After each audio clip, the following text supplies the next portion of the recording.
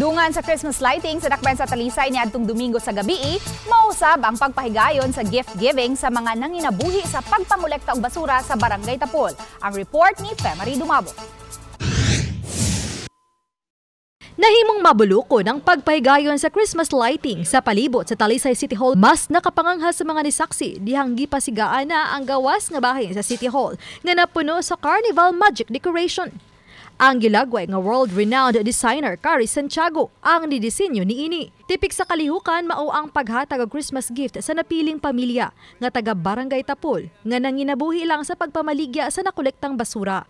Ang yano nilang Christmas wish nga makadawat og bugas. Nahatagan og katumanan gabii.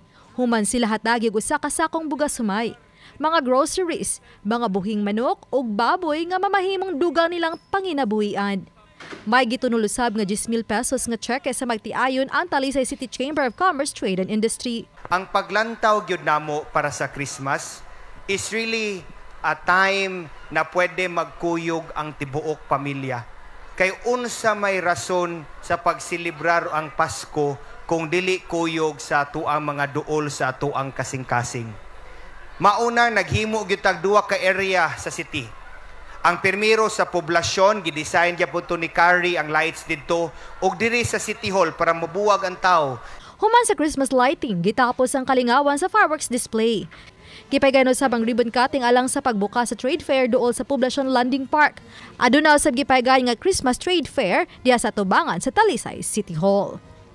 Obani clans gabuti na Cleofer Lumayag, Femari Dumabok.